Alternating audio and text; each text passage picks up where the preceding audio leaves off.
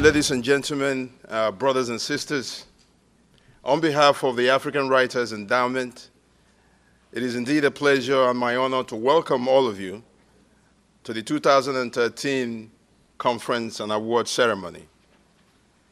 I do want to say to you that this is the first time in the history of this event that we have in our midst the Chief Executive Officer of a state in Nigeria.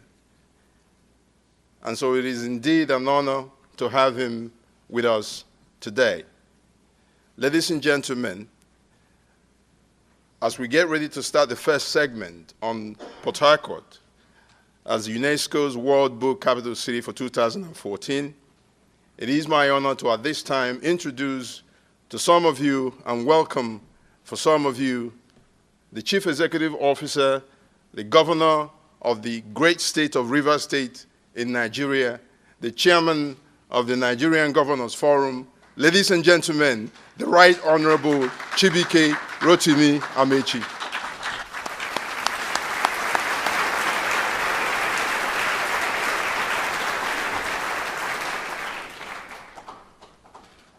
The leader of the agency or the organization that is the primary force behind the application of Port Harcourt to be the World Book Capital City for 2014 is here with us. She is the founder and CEO of Rainbow Book Club in Port Harcourt. Ladies and gentlemen, please welcome Mrs. Coco Kolanga.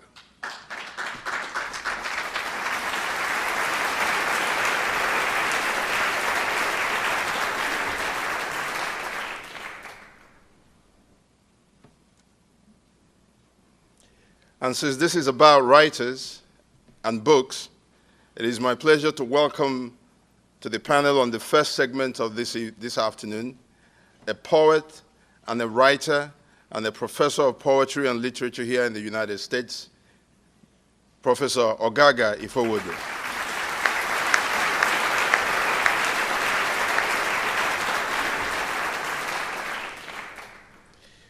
And finally, for this panel, that is, the woman who is not only going to anchor this segment, but who's also the anchor of all the arrangements we've made to come to this point, to have a powerful delegation, unprecedented as it were, from the great state of Rivers to join us here in the state of New Jersey for these occasions this afternoon and later on tonight.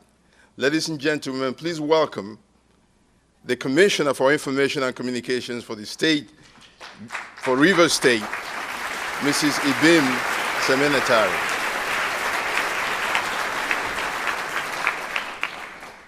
There is going to be a second segment after this, which is a tribute to Professor Chinua Achebe, and we'll have a panel essentially that will anchor that once we get to that. At this point, I would like to hand over the segment to the Commissioner for Information and Communications, Mrs. Semenitari. Thank you very much. Your Excellency, the Governor of Rivers State, Right Honorable Chibike Rotimi Amechi, the founder of the Rainbow Book Club and the Chief Executive of Port Harcourt, the World Book, the UNESCO World Book Capital City, also the very active Mrs. Kalango, who's been driving the Garden City Literary Festival for all these years. Ogaga, I call him brother, friend, compatriot, everything together. Good to see you. Very distinguished ladies and gentlemen. I missed out going through all of the proper protocol because there's so many distinguished professors and everybody here, and I think that I might be wasting your time, and time is spent. I'd just like to ask that they kill the house lights for me, please. And I also request your permission to move over to the other side so that I can make my presentation from a vantage point, because from here, I can't move the cursor. I hope I have your permission to do that. Basically, we're going to talk about what we met when we came on board, and I won't bore you, but key things to point out is that when we came on board, when Governor Amici took over in October of 2007, there were challenges he met on ground. There was a weak institutional framework, very weak policy framework, broken down infrastructure. We had, even worse, a perception problem. Businesses had fled the city and the state, and quite frankly, you could say that Port Harcourt and Rivers State had come to a halt. It was not static, it was actually going down south. And so he quickly sat down and said, what can we do to change things? There was insecurity, there was poverty, there was hunger, and there was no infrastructure. These are some of the primary schools Governor Amici met. That one, Rivers children actually went to school in those kinds of places. Just in case you thought the other one didn't exist, now at least you see children here. This was a primary school when Governor Amici became governor. These were the secondary schools where our children went to school.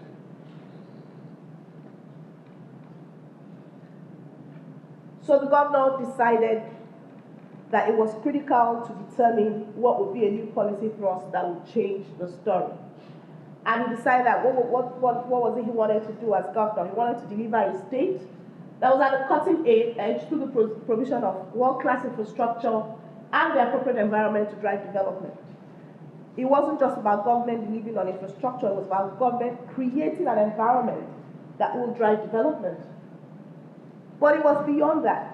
He wanted to provide opportunities for every citizen of Rivers State to be the best they could be.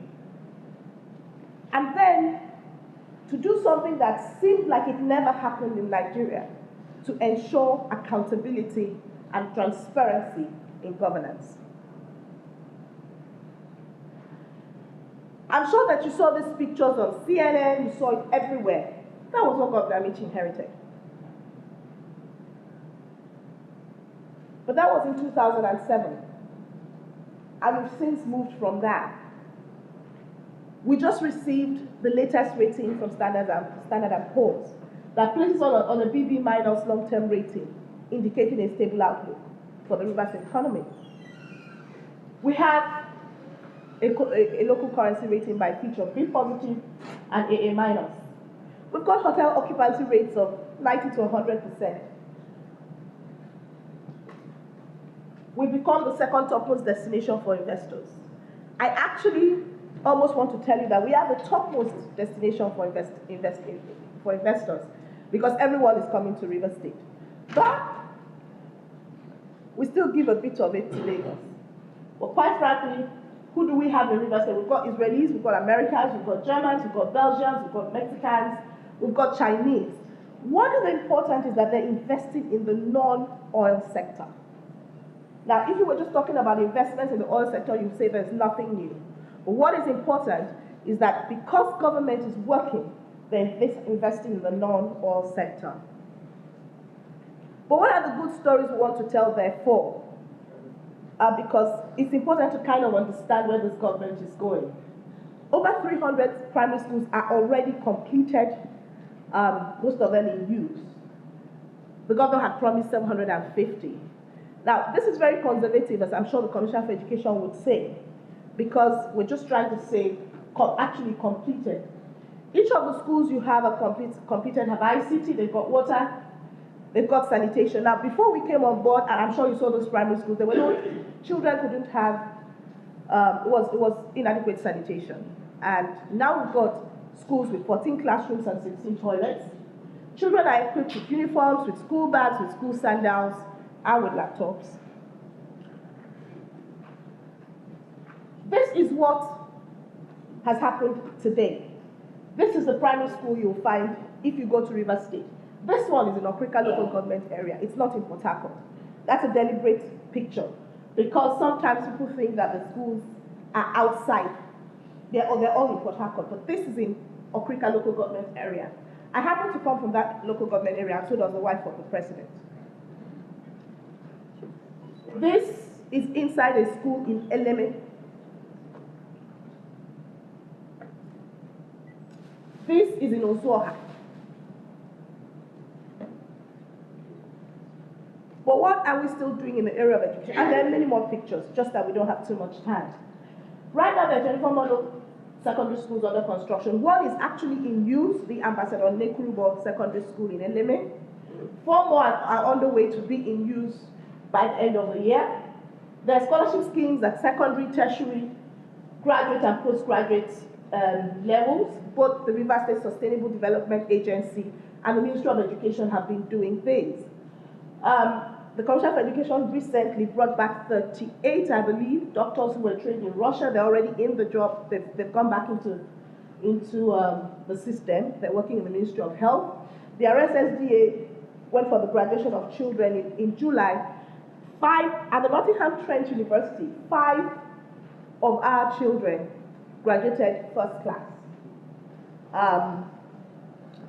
But we also have sent students to Singapore, Malaysia, and India. Strong focus is on science, ICT, medicine, some of them law, some of them economics. The Ministry of Education just completed the hiring of 13,201 teachers, the first of its kind in any state, but also the first of its kind in any local government or federal level. It's the first time in Nigeria.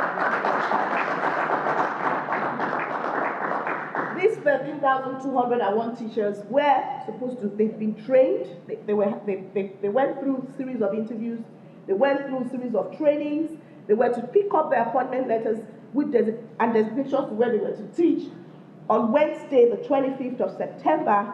Unfortunately, they were tear gassed and sent away by the Commissioner of Police, Joseph Umbu, in Rivers State. But I'm sure that that's a matter that you must have heard about. There's also vocational and technical education going on. There's one under the RSSDA scheme with partners from the UK.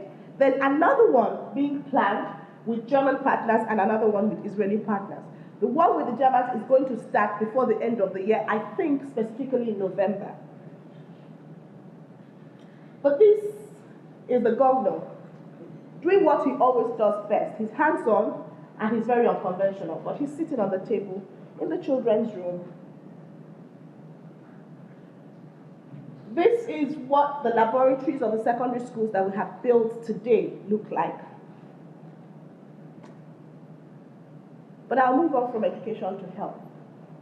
Currently, this government has completed the construction of 120 primary healthcare centers. And the reason was that, as an administration, we discovered that if you don't deal with the foundation, everything is going to go wrong. But if you're able to address the issues at the foundation level, then things will go much better. So in education, you found that we declared an emergency, a state of emergency in education, and focused first of all on primary education. Having dealt with that, we moved on to secondary education. And I understand that right now, the Commission of Education is trying to conclude issues with regards to not just quality control, not just content and curriculum, but also what do we do with the tertiary level. After we've dealt with the kids in primary and secondary, what happens? So we churn out children from these wonderful schools and throw them into a university system that is non-functional. So that's the next area that we're addressing.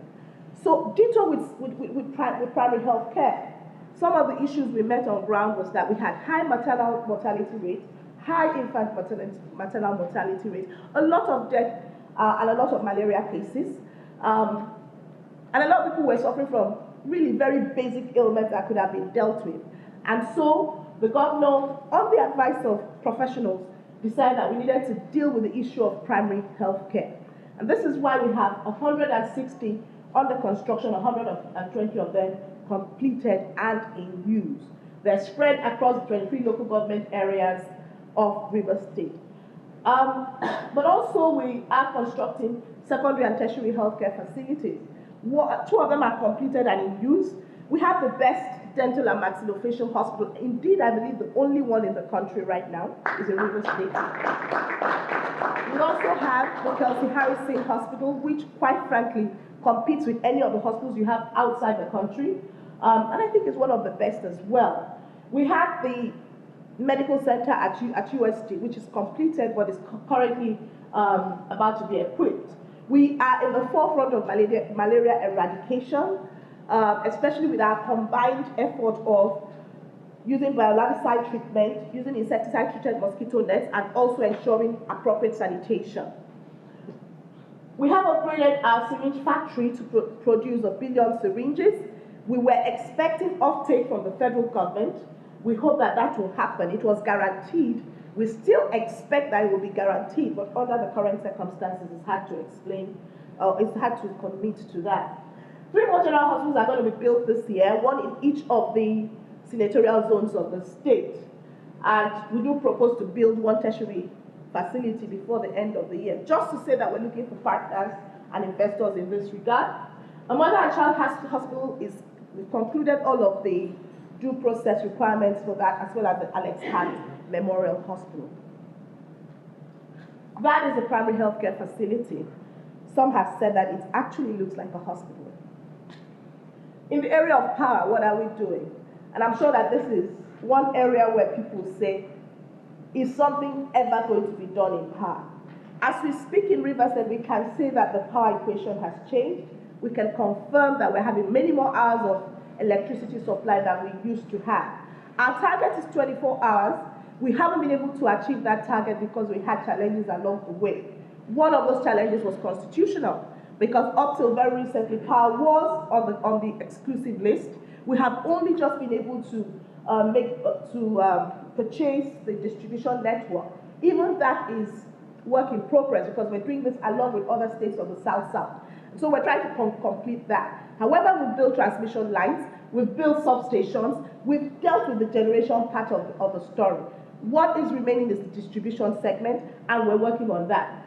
We have seen areas of Port Harcourt where people are getting up to 18 hours of power supply, some areas 15, but it isn't everywhere. The plan of the government is to ensure that we go around all of this. Like I said, we missed the December 2012 deadline because of these bureaucratic bottlenecks. But just to convince you that we've done this, so.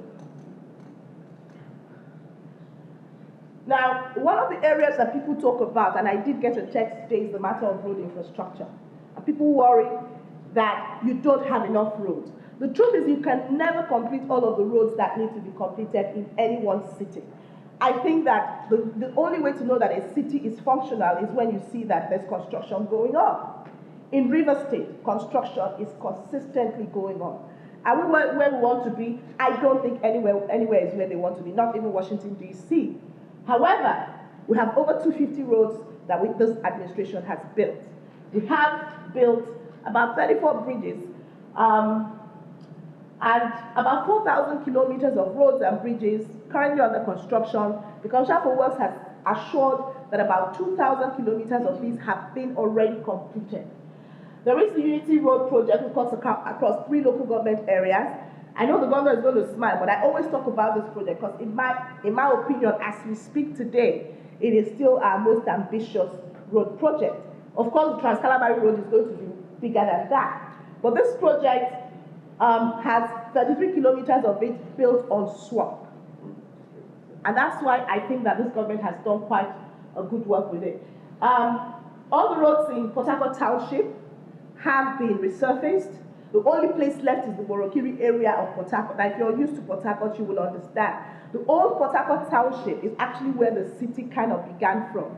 All of those roads had never been reconstructed in the 50 years of independence, and like some would say, the 100 years of Port Harcourt.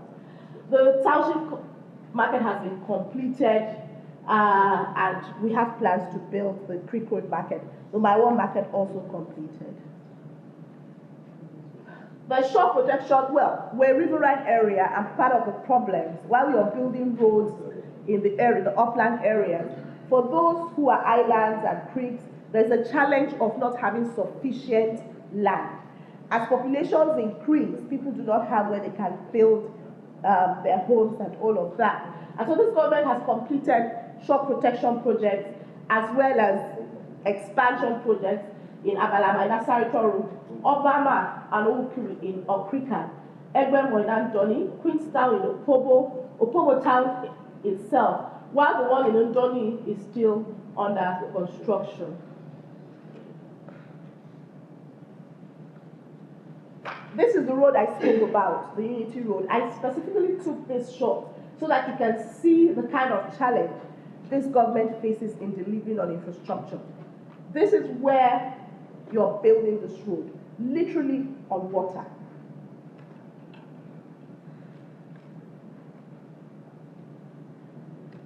That's the mangrove. That's the typical challenge. You've got to take out all of the sand and actually import sand to deliver on this project. In agriculture, we've completed the fish farm in Buguma. Buguma is in a Asaritori local government area. It is a riverine community and the heartland of the Calamari people. The Calamari people are Ijaws by ethnic orientation. Life has returned to Rizon Palm. That estate is functional. Rizon Palm was actually one of the first oil palm estates in the country and then went dead and moribund. People began to lose their lives because they couldn't earn their salaries. We now have about 5,000 people re-employed in Rizon Palm. There is a banana project that is on course. We have Mexican investors there. We've got planned 3,000 hectares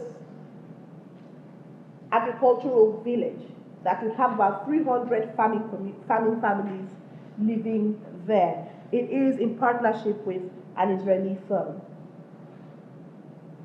That's the Songhai farm, which, by the way, we've got John Deere indicate interest in partnering with us. It's now going to them as a PPP. There's a monorail, of course, and I'm sure that for many of you, you wonder why we would go into such an ambitious project. Why a monorail? I think that the governor has said this repeatedly, that there are two reasons for a monorail. One is to ease transport congestion, but the other one is quite frankly to have a signature project in a city like Port Harcourt. Port Harcourt remains a tourist destination, and we do not see why, if there can be a monorail in Las Vegas, why Port Harcourt can't have one. The governor also likes to point out the fact that two things. When the first governor of Rivers State, GTSP, was trying to build the state secretariat, people thought it was an overtly ambitious project. Today, it still remains one of the best state secretariats in the country. That is the future of the monorail project.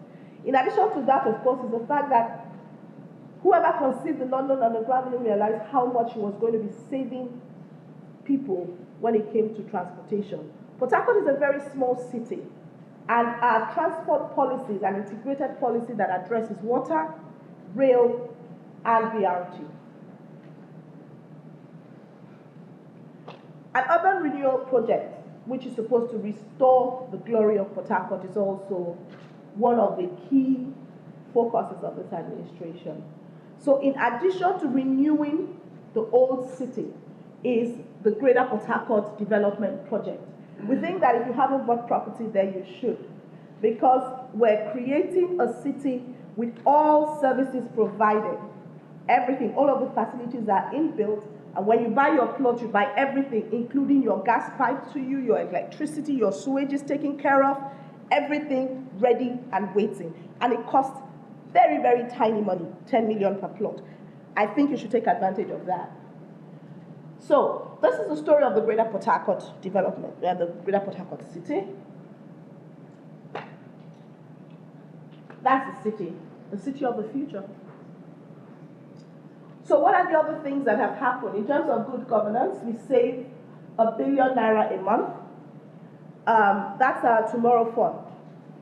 We're putting that away for tomorrow, because one of the things Governor Amechi has said is that he wants to guarantee the future of he wants to guarantee present and future generations.